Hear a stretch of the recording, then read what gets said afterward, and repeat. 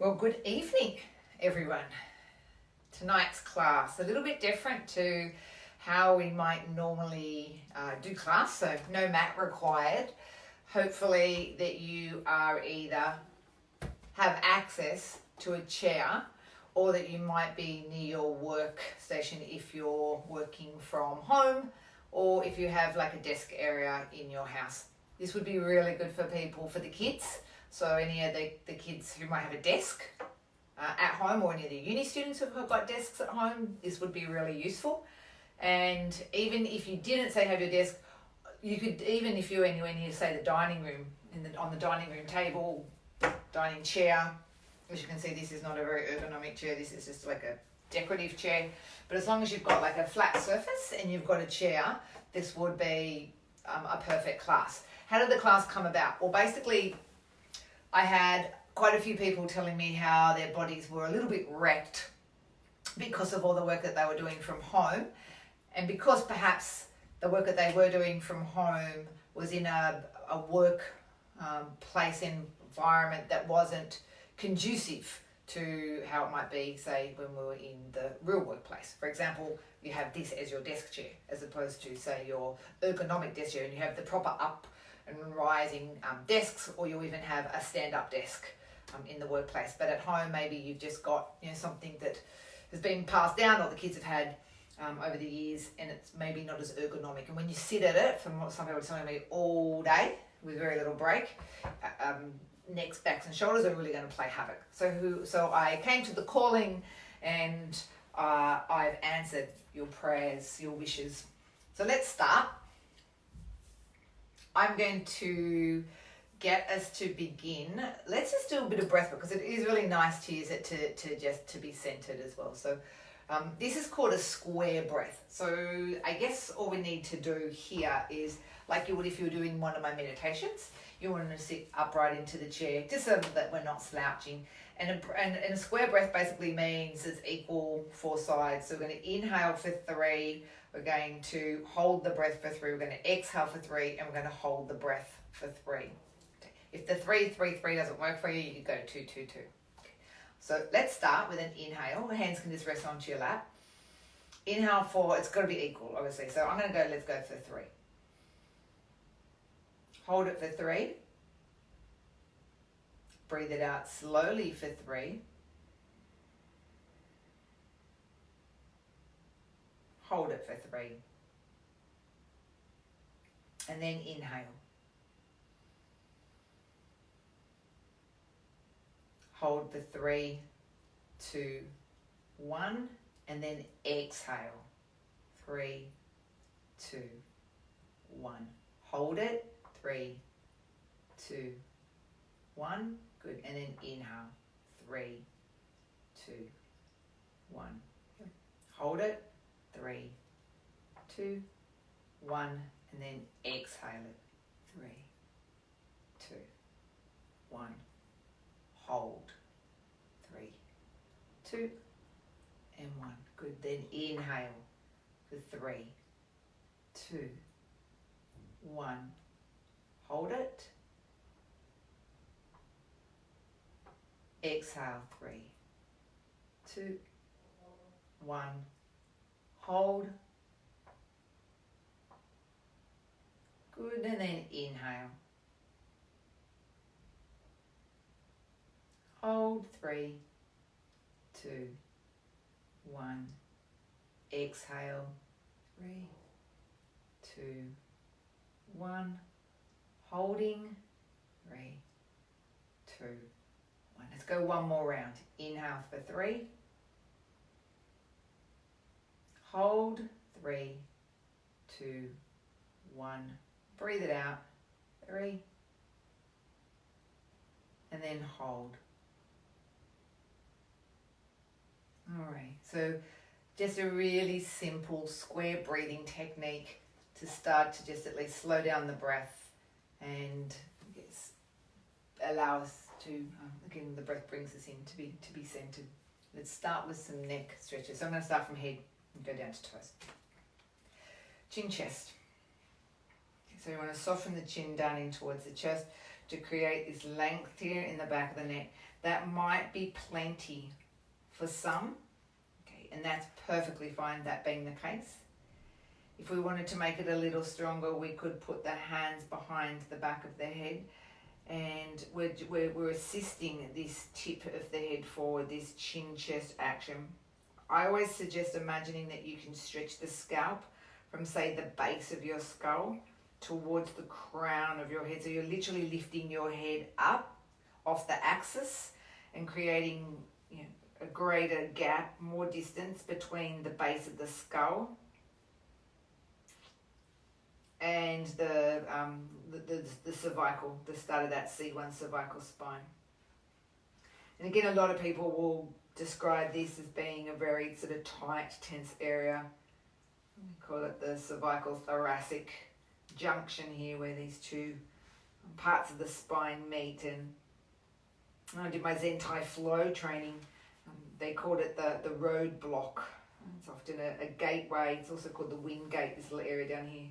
But it's a gateway to a lot of held, stagnant energy and blockages. So there's our chin chest. When we come out of this one, don't rush. So I'd be inclined to pop the hands onto the lap and very, very slowly just restack the head so that it sits nice and equally between the two shoulders. If we open up through the side of the neck, it's just an earlobe to shoulder. So tilt the earlobe down to the shoulder. And it doesn't matter if you choose your left or your right, because obviously we'll flip to the other side. Again, this could be plenty for some people. And here's a change I do with this one. If you think, you know what, I can open up the side of the neck just a little bit more. Hold on to the chair. Now, if you're someone like me, I could probably hold on to the back leg. If you could hold underneath the seat as well. So again, whatever works for you that you can hold on to, and then tip over. Now I know that sometimes in office desks, the seat is not overly big. You could move a little more to one side of the seat if you needed to, so that you could get that grip in the underside edge of the chair. And now we're leaning, or tilting, should I say, the head over to the opposite side of the arm that's holding the chair. Okay, so what I'm in essence doing here is creating that gap that we know about between the ear and the shoulder. If we were doing this, say, in yoga practice, we'd have that hand pressing down towards the floor to open up that side of the neck. We might also, sometimes I say, walk the hand around behind the back, grab hold of the other arm, again, all with the intention of trying to drop that shoulder further away from the earlobe to create more length. Now, I wouldn't be inclined in a seating version to do the hand over the top, because I think that the leverage that you have here is ample. And like we would if we were just sitting in yoga doing a neck stretch, we've got the two ideas of neck rotation. Let's do the first one by turning the head to look down very slowly to the outer hip. Okay, so our head's rotating downwards, and it's so I'm trying to look down towards my outer hip or down towards the carpet or the floor. Again, we notice the change of direction of this neck stretch. Muscle groups that get a lot of tension and a lot of load put into them as a result of always being either looking down at the keyboard and then having to look back up, or looking on some kind of device. Once we've got this head rotation going downwards, the same thing can occur as the head rotates upwards on that same axis, but upwards towards the same. So never rush any kind of neck stretches. They're very, very delicate, and you'll know that all too well, because they can get sent into a spin pretty quickly if you don't treat them well. We know that if we don't sleep properly, the neck will get all crooked and cranked. Okay. Sometimes even if you turn your head the wrong way really quickly, people will get that real immediate sort of jarring effect in the neck. We know it's like when you get something like, say, whiplash. So the neck is very, very sensitive. The different angles of rotation will bring about different effects here into the side of the neck. rotate the head back to where it was, which is basically just that earlobe to shoulder, because we don't want to bring it up out of any rotation. Okay, so just its natural side flexion. Let go of the side of the chair. Again, just come, perhaps put that hand onto the thigh again, and gradually, it's been open for a while, so now it's got to go back into shape, okay, back into a sort of normal shape, and everything's got to sort of settle down. We'll do the same on the other side, just so that we can give that side a bit of a break. We'll grab hold of either the underside of the chair or maybe the leg, again, depending on what kind of chair that you've got, but something that we could hold on to, tilting the ear down towards the shoulder.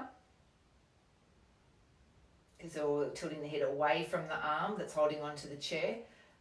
Again, just taking time to feel and sense what's going on in that neck. Some sides are slightly more mobile. We have greater range to one side than another. Other sides might be really rigidy and creaky. And we don't get down so far, and that's all okay. Just notice where it feels comfortable, and if we get that sense, oh look, it feels like it's really letting go here. Maybe I can, explore it just a little bit further. Okay, so just listening, and I'll tell you pretty quick.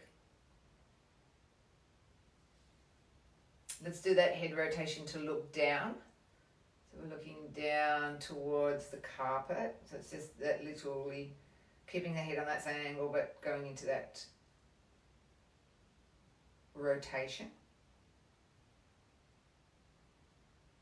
So you can appreciate here there's a few things that go on in the neck. It's gone into a side bend, okay, so what we call a lateral flexion. And in lateral flexion, it's also going into rotation. Okay, that's pretty unusual. And hence the reason why we don't want to rush it. And we just want to feel or sense what's going on. Now I know sometimes at your desk, if you're working, you don't always have plenty of time, and time is of essence. But I certainly wouldn't rush any of my stretches. Maybe there's a few key ones that you get out of this. You think, that would really, really help me. Rotate the head back to square. And remember, the change is that look upwards towards the ceiling. And again, only just going to where it feels comfortable. The neck stretches aren't the kind of thing, when you and I talk about that, getting comfortable with the uncomfortable. Neck stretches aren't the kind of thing that you want to be uncomfortable in. Okay, you just want to feel that there's a little bit of a conversation going on there, but it's not too loud. And I honestly only say that from experience, because sometimes I have gone a little bit gung-ho with neck stretches, and coming out of them, I'm like, oh, that really was not a good idea. Sometimes in these poses, when we talk about less is more, this is a very typical area where less is more is a much better option for us. So again, when we come out of this one, it's gradual, it's slow, it's back to that natural ear to shoulder, so that lateral flexion. Take less grip onto the side of the chair, and ever so slowly just start to bring that head back up to center. Take just one moment or two for me just to reset everything, and just to allow the two sides of the neck to feel like they're not trying to hold on, compensating for the other side. Maybe just one or two of those 3 square breaths. So inhaling for 3, holding it for 3, 2, 1, letting it go for 3, holding it for 3. Good. And then just letting go. The shoulders, head to shoulders. Shoulder rolls are a wonderful way to get some movement into the shoulders, because often they are just stuck here. My thought pattern behind this is also to get some subtle stretch into the chest. Okay, so you can see as we roll those shoulders back, there's a gentle opening here into the back, into the chest, but some work going on here in these shoulder blades out the back. So it's pretty twofold. Stretch opening in the chest, working in the back as they drop down. It's also a very gentle reminder for your shoulders to stay down away from your ears. So they're like, yeah, okay, boom, that's where I'm supposed to be, down there. So up, over, around, and down. Change it to the other direction. Lifting up, coming over, and again reminding them, dropping down, around, up, to the ears, around, forward, and then dropping down. Good. One last one, up.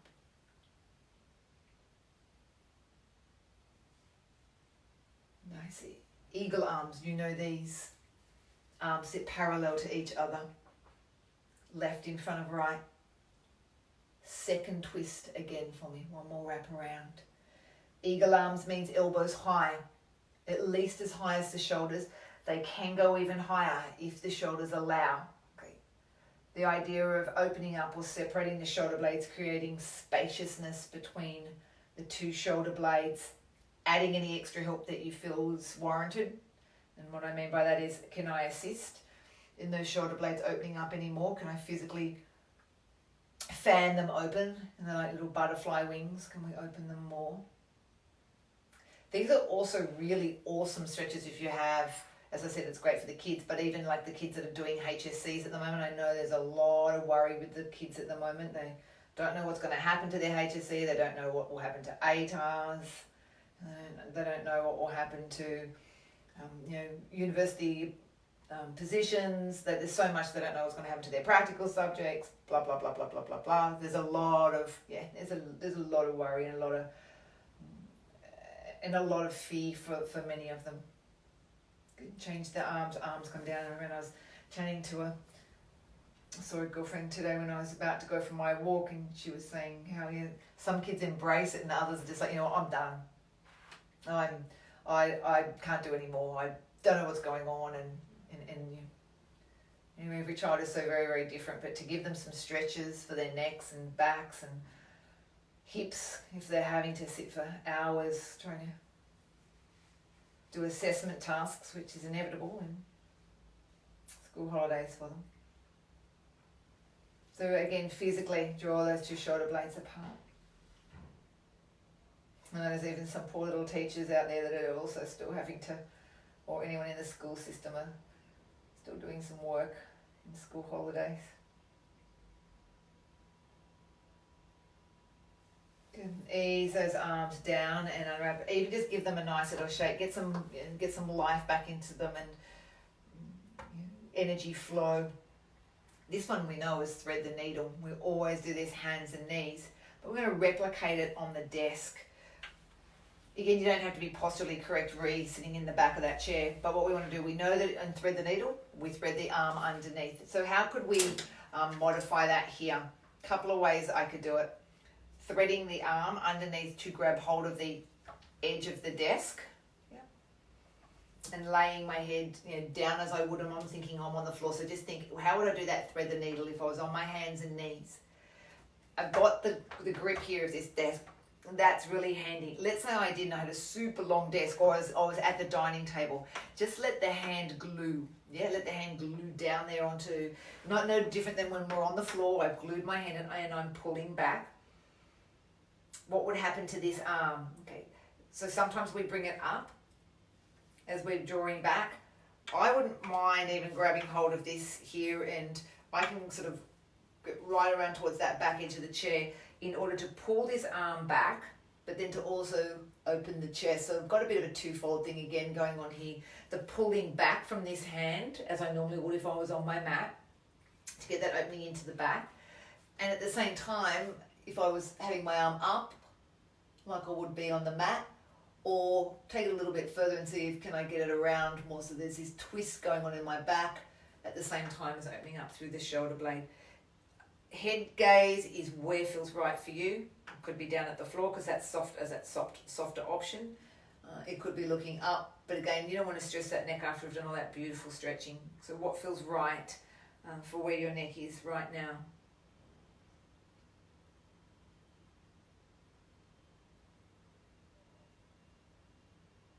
Good. as we release, I'd be inclined to let go of this back arm first of all and find safety there. Very slowly coming back out, hands to change to the other side. Now on this side you can see that my desk isn't as long, so I can't get that probably that same grip, so I will do the flat hand. I've got that idea of pulling back. So my thumb's actually even holding onto the edge in this instance now. I can either leave it as is, or I can use this arm to help twist me around a little bit more. Again, for me on this side, it's not so nice for me to look up on my neck. It was on the other side, but it wasn't on this. You'll see me on this one looking downwards towards the floor, but I'm still getting that twist going on.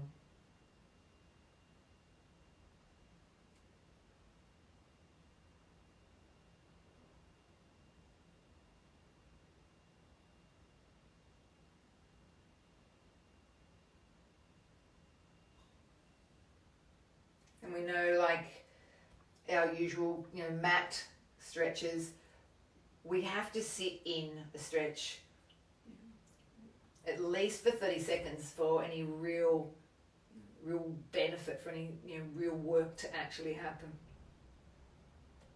Now as I come out, I'm going to release that arm that was behind me very slowly, like I did my neck stretches. Release and come back out. Take a moment just to go into one of those 3 square breaths. Inhale for 3. Hold it for 3. 2, 1. Here's that exhale now. 3, 2, 1. And our inhale.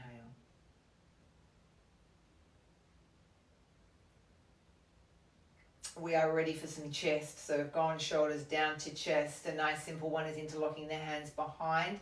You might find it easier to come to the front edge of your desk. I often find that, you can see even here that it would be impossible to get my hands behind, particularly if you've got that back plate. So sitting right at the front of the edge. I probably didn't mention because it didn't come to mind because I've got a very solid base here, as you would if you're at your dining chair. But if you've got a chair on wheels, then you can lock it down. That would definitely be the solution here. Opening up across the front of these pecs, the first part would be a very simple opening of the hands behind us and literally allowing our chest to fold forward through this one. So chest pressing forward through the arms. Noticing that we're wanting to breathe into the openness, the expansiveness of the chest.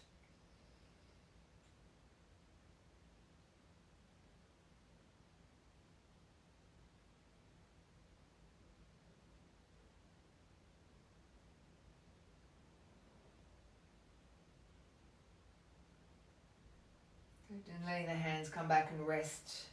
Bring the hands back onto the lap. We'll take this into a side stretch because we haven't done a lot of real lateral flexion except for this side neck, but let's try and get this side, the side of the rib cage / chest stretched. Again, keeping those interlocked hands.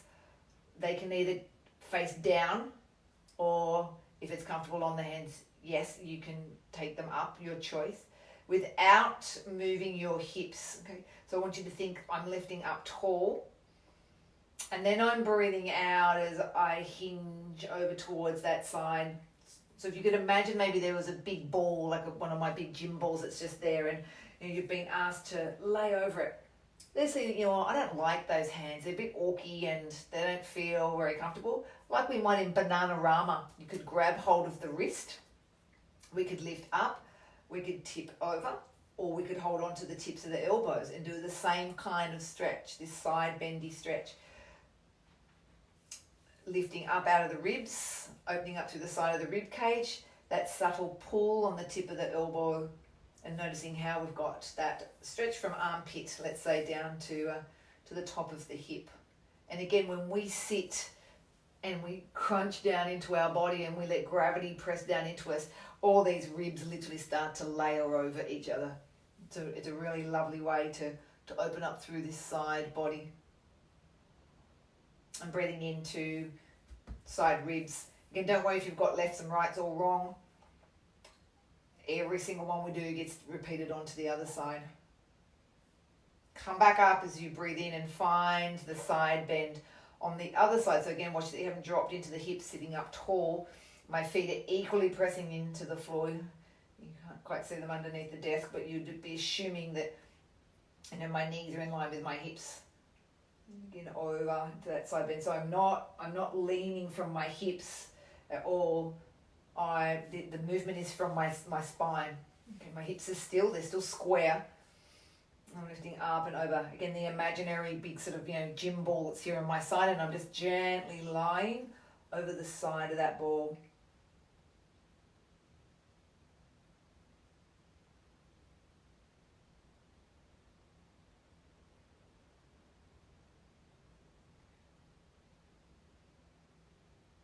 Take a breath in for me here, and very, very slowly draw the trunk back up here.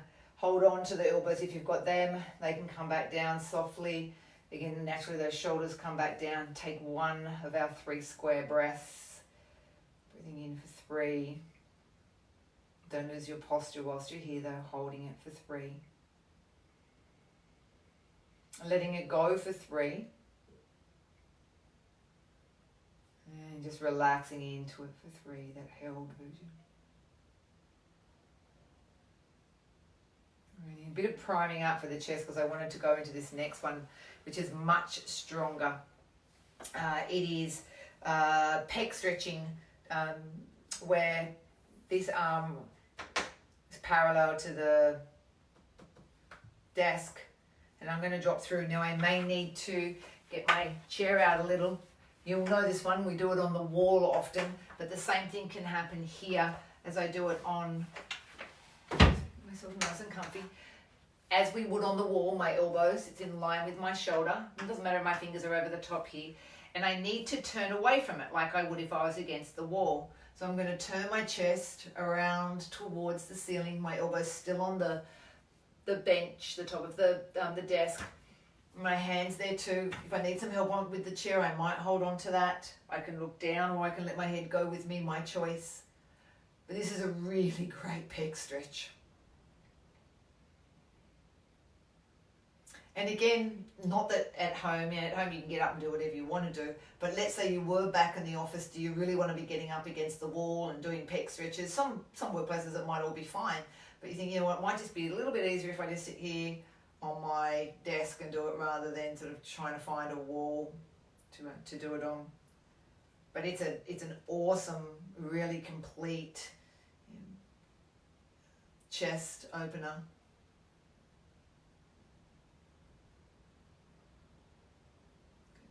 Again, just like our necks, let's not rush out of it. So my head's going to come, I will look down towards the floor.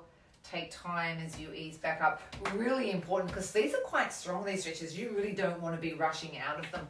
Jump to the other side. Excuse my back. I'm going to get it out. Off I go again. Elbows in line with my shoulder, so I've got that 90-degree angle there. Again, I can use my chair to help me hold on and twist, or again, I can just sit, this arm could just sit behind my back as well. I don't have to be looking at that wall. I could still look down to the floor, but I can still rotate my chest. My head doesn't necessarily have to go with me.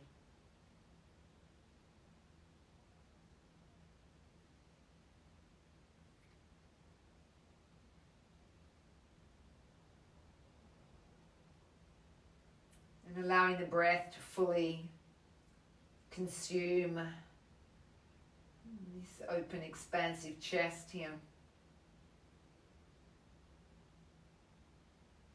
What I love about these stretches, if you've got a loved one in the family that's not quite into their yoga, but you know that they should be, because maybe they tell you how stiff and tight and pained that they are, this stuff's perfect. Coming out slowly, head rotates back down if it was twisted, chest is parallel to the floor. Find a soft way of easing yourself out. And let's come back as though we're sitting back at that desk. Good. And that's where this beautiful breath 3-3-3 is gorgeous, because it gives us a chance to to feel what just happened in some of those really stronger stretches. So let's go for that 3 inhale, 3 held, 3 to let go, 3 to hold. And then continue on with our own breathing.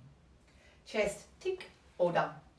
Move to the hands. So I'm just trying to move us down these arms slowly.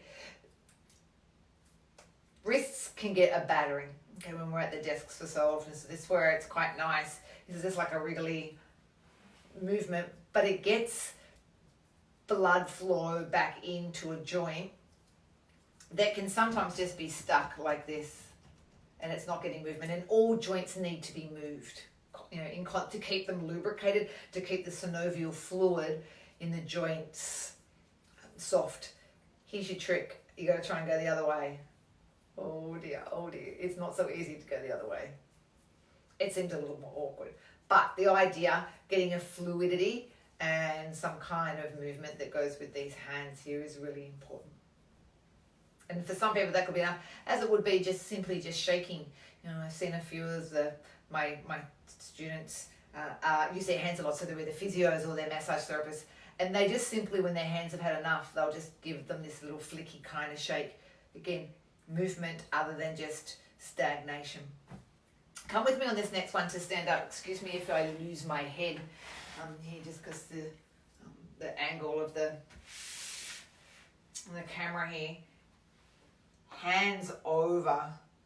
So you can see that my fingers are pointing to the edge of the desk here. And I know you don't like this one. It is tough because what it's doing is that it's stretching through this underside of the forearm. The forearms can get a bit of a beating when we're on this desk. So what I will do here, I've got, say, my shoulders stacked directly over my wrists, and then I start to gently pull away, but I don't let the heel of my hand pull away.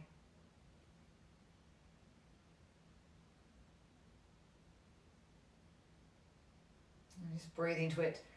Often in this stretch, there's a neural component, and people will say to me, oh, I can feel this like tingly thing, and it's running down my hand and into my fingers. And it's right, there's two main sort of nerves that will run through the arm, the brachial and radial nerves, and this will stimulate nerve activity. And that's all great stuff. You know, getting nerve stimulation is crucial. Nice. So, as we might when we were going to do a lot of handwork, we would flip these guys the other way. You could still sit in this one if you wanted to. Probably not as nice on your shoulders.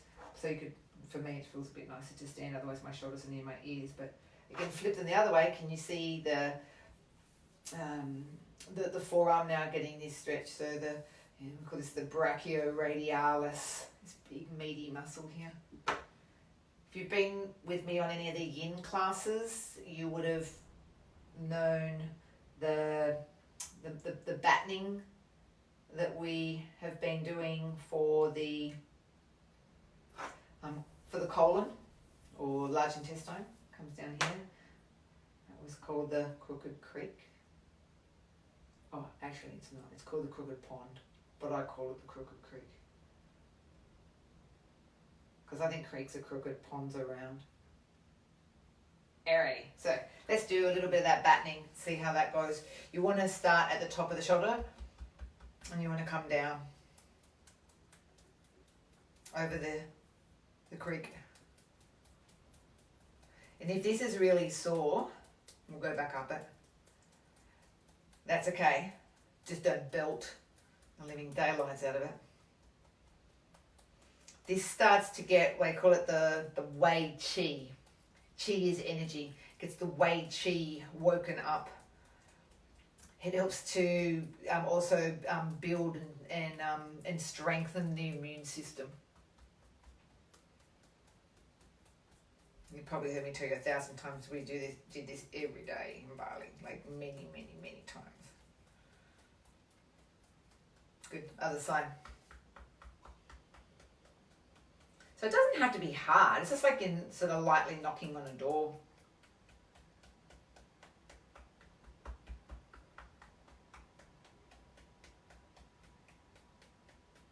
If you've got hold of a mouse, this muscle gets really used. And even if you're not at a desk doing work, these stretches are just awesome. No yoga experience required. And sometimes you just feel like doing some stretches. You don't necessarily want to do a flow or a typical rhythmical kind of class. Let's just go down one more. I'm going to move into the back. Alrighty. So come back, face your desk. It's all about opening up the back, which is obviously what we did when we were doing eagle arms, but we were also working through the shoulders. Take a hug this time though. 2 hands will hug around behind the back and drop the shoulders, but now you've got these hands here behind you, almost like little claws.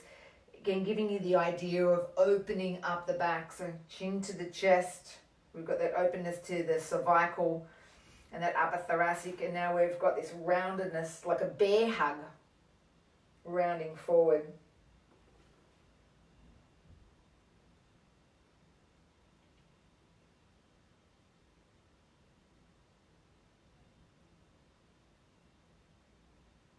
So backs go in many different directions, or spines, shall I call them. Release that little bear hug, hands come back on. Stack the spine. You want to think like you're a rag doll, just coming back up vertebrae by vertebrae. So again, there's this really elegance coming out of this. Just take a moment for your breaths. 3, 3. 3 of the exhales. Just feel that back, soften on the exhale, hold for 3. Okay, just back to regular breath. They love rotation. I tell you that all the time. Backs love rotation. This is where chairs are really handy, because they can give you that twist that you may not get if you were just to twist and twist. Grab hold of the chair and see if you can use it as leverage. Now, don't let the knees go with you, because then you're going with the twist. Again, don't worry about how you hold this. Like, I'm going to go over the top of this because this feels comfortable for me. I might even, I'm playing. I'm thinking, okay, well, maybe if I hold on to here, that'll give me some leverage underneath there. And then I can give myself this nice twist. Often I notice when I teach this, either in corporate or I teach it to my kids at school, when I go to my year 11s, they all go, oh, wow. So I heard this like pop, pop, pop. It's quite a strong kind of stretch. And if the back's really stiff and tight, you will hear that little gaseous release that happens when we go into this twist. So don't be alarmed if you hear a little snap, crackle and pop kind of thing happening.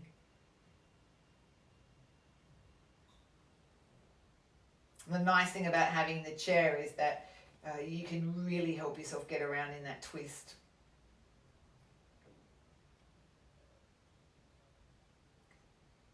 Don't rush coming out. So again, with that absolute sort of ease and sort of subtleness, particularly if you're giving yourself a really tight twist there, you will notice the difference. Let's go to the other side. So again, excuse my side and my back, just to even it up.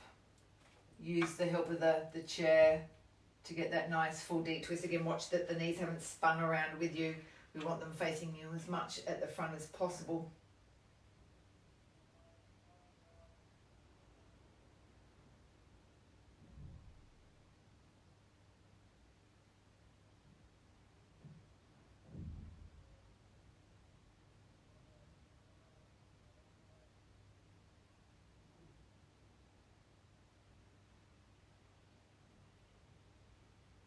And then taking that breath in to subtly release as we hold it here, nice and easy around. You feel that intensity of the stretch, particularly through the ribs there.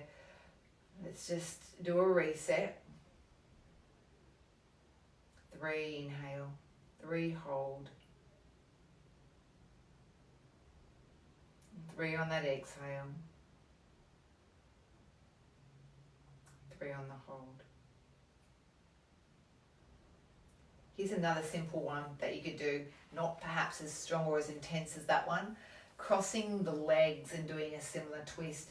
So if we think, okay, we used to do on the floor, we'd do a Lord of the Fishes pose where we'd bring the knee in and we'd hug it with the opposite. Perhaps we're not going to quite do that at our desk, but you could, like there's nothing saying that you can't. But let's assume that we're going to sit with just the legs crossed. My opposite hand comes to the knee and I can do that same twisting action. So my knee and my hand, they get to have a bit of a push into each other so I don't get taken by one or the other. And I get to do that same twist. If I wanted to have some more help, I could use the chair. So as we would, opposite arm, opposite leg, twisting to the same side as the leg that my hand is grabbing hold of.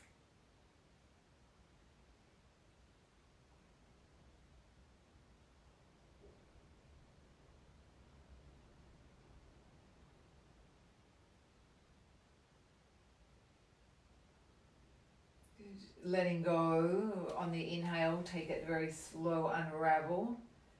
Again, coming out just really delicately.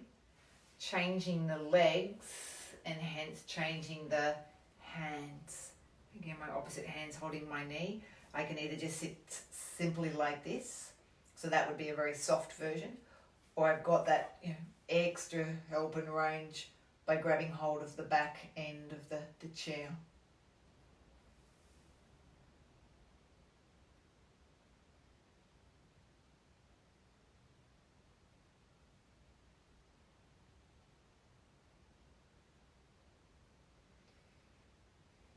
One more breath in, one more breath out. Soft and delicate on that way out. That exit is really important. I would be uncrossing my legs just to keep that blood flow going nicely through the body. Again, thinking of that reset, hands on the thighs, taking a breath in for 3. Holding it for 3, 2, 1. Letting go. And then that last hold for 3, 2, and 1. Nice. A long version of this against the desk. This could be done standing up, and I'll show you the standing up version as well. Hands planted firmly onto the desk, and they can creep forward. We're going to drop the chest through here. If you think about it, it looks similar to if I was in a child's pose or that melting heart pose, the chest dropping through the arms. Now I can go back a little bit more to get my arms so that I've just got my wrists square with the edge of the desk, letting my chest fall onto my legs and dropping my chest down between the arms here. My back is probably somewhat parallel to the ceiling, so I've got this beautiful stretch that I can feel gently across the back. I can certainly feel my shoulders opening. I can feel my chest in this equation as well. So there's a lot happening. There's a lot going on. This is a real beauty. So you might already be ticking off a few in your little repertoire. You're thinking, you know what, tomorrow these ones are going to be awesome. In my little 10-15 minute rest break here, start to play around with this. And that's all I was just doing then. I was about to turn to look at you and I started to realize what my hands were doing. Imagine I can pull my right hand in towards me but push my left hand away from me. And you know that action. We do this often when we go into our lateral stretches, our side, walk our hands around to the side. So one hand will pull into me, one hand will push away from me. How does that feel? And I can really start to feel that more in my shoulder blades. And then I'll ease that off and I'll do the opposite on the other side. I'll pull one in and I'll push one away. So sometimes you can get creative with your stretches and think, oh, what would happen if I did this, or what would happen if I did that? There's absolutely no rules in any, some people say there's no rules in life, the rules are meant to be broken. But there is no rules, there's no right nor wrong, because it's what feels right for your body right here, right now. You know what, this is it for me, a little bit higher up. And we're also very, very different. Now coming out of this, there's a big gap between me and these hands. So what will feel most comfortable for me is to wriggle my butt a little bit closer towards the desk, so I've got more bent arms. I'm going to think I've got that ragdoll effect. So hands will come to thighs. I'm going to restack the spine. I don't want to rush out of it. I don't want to feel dizzy. I will allow my body to go into its reset mode of the breath for inhaling for 3. Holding it. Letting everything go on that exhale. And just that gentle hold for 3. We'll pause for 2. And 1. This time we're going to come around the back of the chair. Similarly, you could do it standing on your desk. Let's say I've parked my chair in. And now I'm going to get some back stretch, but I'm also going to get some hamstring stretch. I'll only get this in a standing position. So I wouldn't get this if I was seated, because obviously my hips are in a different, hips and knees are in a different position. I'm still getting that same stretch there across this back and the shoulders, but now I'm getting a little bit more into these hamstrings, because the lower I get to go, the stronger it would be. Let's say that's not low enough. I'm going to take my chair even lower, because maybe I can do it this way. Because we know that that's the hammy stretch. Okay. But we could just be leaning over our chair and getting that support here. My heels are anchored down towards the floor. My sit bones, my bums lifting up towards the ceiling.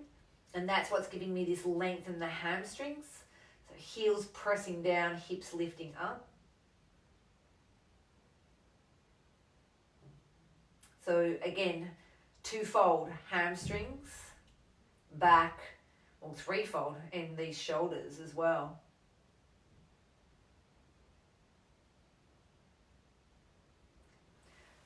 To come out of it, I'd be walking my hands in. Okay, that gets me straight away out of my shoulders. I don't want to load into my back. I will bend my knees. Again, thinking of a rag doll, take it slowly, restack the vertebrae back on top of each other. So this is like a Pilates roll. My shoulders will come up, then my head will come up. Good. Let's just stand here. Just take on board. Again, your eyes can be soft for 3, 2, 1.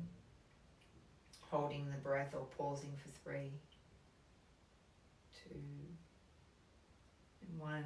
Here we go. Exhale. And that gentle pause. Whilst we're standing, let's do a hamstring stretch, an individual one. Let's say we have our chair where it is. Awesome. Heel can go onto the chair. If you're brave and you want to put your leg up on your desk, knock yourself out. The beauty of having the chair or the desk is that you don't have to strain, because this is here to hold or to support me. Similarly, I could have my hands there onto the desk to do the same, or if I was at the dining table. It's a nice way to stretch the hamstrings without, overloading them. You might also do the toe back action, pressing back through the heel. You might also pull this hip back, get that bottom cheek back to the wall behind you. So if the neck and the shoulder are loading up with the hands up high, get them down lower.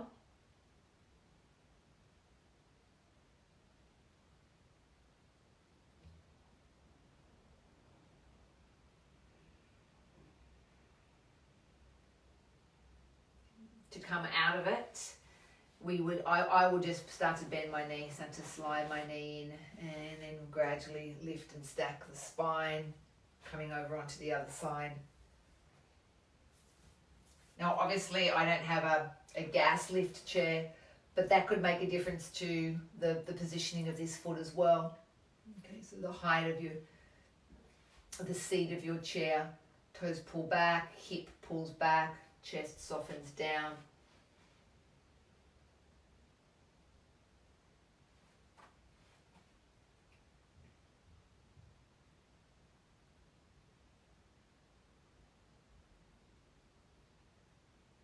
Just got a couple more to do. I want us to finish off with some hip stretches because I'm hearing this regularly. This idea of, oh, my hips are really sore from sitting so much. Or my hips are sore because of, I am doing a little more exercise that's hip driven. Again, slide the heel in, allow the knee to bend, and very slowly stack and lift the spine. Hip stretches we'll do all on the chair. I'm going to face you for these ones. And this one you will know as, I call it our crescent of the moon. It could also look a little bit like, say, a low lunge. Okay, excuse my big pants. 1 foot in front, 1 leg out the back. Okay, I need my chair up here a little bit more. Oops, I'm going to see you more. Okay. Same idea as what I would. So you can see that I'm sitting on here, on the edge of my chair. And I'm pressing back. The stretch is really this back leg. Okay. Holding onto the side of this one here. And I'm thinking I'm in a low lunge warrior kind of pose here. Okay, square shoulders. I could be a bit fancy with it if I wanted to. I could add the arm over the top.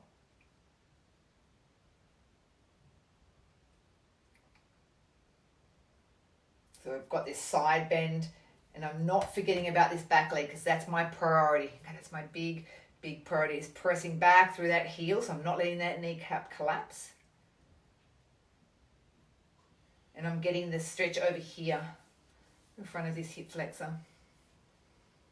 And I'll show you when we get onto the other side, the other leg, and I'll run the chair the different way for you. Good. Breathing in, coming back, and sliding that leg back in. I've got hold of this chair. So find it on the other side. I'll switch my little chair over so you can see me on this side. I've got leg in front. I've got leg out back. So I've worn the best pants. Alrighty.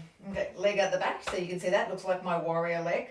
My leg at the front is no different. Ankle over the knee. I'm pressing back through that heel. I'm sitting right on the edge of my chair. So I could be here like as is. Watching that there's no twist or anything going on. That outside hand could hold on to the leg, and I could do exactly the same thing here. I could send that arm over. It's also adding to this little hip flexor stretch for me as well. But my big priority is making sure that I don't drop into this back knee, okay, because the length here is in this front leg is what's required for our hip flexor stretch. So I'll bend over.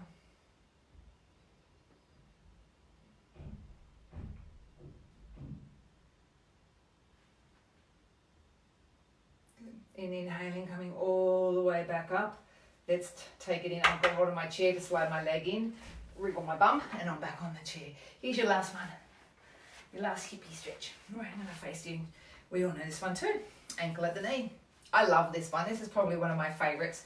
If I was working in an office, this would definitely be one that I would do. I do like that hip flexor stretch one there, and I do like a lot of those back ones and the necky ones. We're in the class. We've got ankle at knee. We're trying to get that knee down so it doesn't sort of spring up towards us. And I know that my body has to get closer to the leg. So this is all I do. So I could even rest my forearms here on the chair and come through the front. Through the leg and come through the front. But this is awesome. And it's just as effective and just as, I guess, intense as what it would be if we were lying on our backs doing it. We do this in so many ways, and don't we? We lie on our backs and do it on the mat. We sit up on our bottoms and we do the ankle at the knee, the same idea, and we grab hold of this shin. We do it against a wall. I've shown you ways against the wall where that foot there would be up against a wall. And we can do it seated, like it can be done so many ways. You can do these, all of these stretches, even in planes. She says, we won't be going in planes for a while, but anywhere that you sit, shall we say. We're holding that knee down. We're coming through the front. And we're opening up through our hip. So that we protect the ankle and the knee, we pull the toe back. Okay, and we create those two bundas, those two little locks here. Which is good. So you could do all of these. You could do some of them or parts of them. You could pick and choose the ones that worked best for you. So if you think about it, and I don't know if I obviously do at times have to become mindful of the time, and I was thinking I haven't trialed this, I haven't taught this class, so to speak, to work out how long it would take. I was thinking, oh, maybe half an hour, but I'm looking at my watch and we've almost done 1 hour. Okay, almost 1 hour of stretching, and that's just like the tip of the iceberg. So I did chair yoga class, teacher training program that I think it was maybe 4 days or something. Last year, and it was very much doing yoga on chairs for seniors or people who couldn't get down on the floor, people who were in rehab or recovery. It wasn't actually office based, but yet you could tweak it. But yoga poses, as you saw, was say low lunge, or you could do any of your warriors or your dancing warriors. All of those poses we can almost replicate on a chair. So it's quite interesting, the ability of being able to use a chair to support you in yoga poses, but also obviously whilst you're there in a desk or environment, you can use it to stretch and to release a little bit of build up of tension, in typical workplace environments. So there we go. We're nearly an hour down, and we've done some awesome stretches that are great in the workplace. Where do we head from here? Tomorrow morning, I'm looking at my timetable there, 7 a.m. I'm listening to what you're telling me, and I'm hoping that I'm moving with the consensus. But tomorrow I'm going to do like about a half hour. It's not a power class, but it's a half hour awakening morning kind of class. So it won't be stretchy. It won't be terribly stretchy based, but there will be fluid movements. And I get that. A lot of people say to me, I'd love to do an hour, but sometimes I just want to do a half an hour here and a half an hour there and a half an hour here. And I either have to start part of your class or wind my way through part of a class and start one. So I thought, that's really great, because when I've seen other big facilities that do, some online kind of work, they'll do like a little 10-minute one or a 15-minute one. I think 30 minutes is awesome. So join me tomorrow for a morning awakening class at 7 a.m. till 7:30. And it'll be a really great little snippet. You could do it anytime. If you can't see me tomorrow, that's awesome. You might go, I've got half an hour, I want to sneak in a little half an hour practice. It'll do a little bit of breath work at the beginning, a little bit of a warm up, more movement in the center, and a little tiny wind down and a breath at the end. So you won't miss the fronts and the backs of the class. It'll just be super condensed and a really good use of time, which is, regardless of whether or not we're saying we've got lots of time now or we don't have lots of time, it's always nice to be able to sneak in a little half-hour practice and feel like you can tick all the boxes. You've had some strength, had some stretch, had some breathing, and had some relax. Couldn't ask for much more. So the dinner bell's ringing. It's time for us all to go and have dinner. So head off, go and enjoy the rest of your evening. Hope Monday was awesome for you. Tuesday will be another great day, I know. Sun will shine, and we will be doing some morning yoga, and that's us for Tuesday until I see you then on Wednesday morning for a meditation. Take care, enjoy your evening, and I will see you tomorrow morning.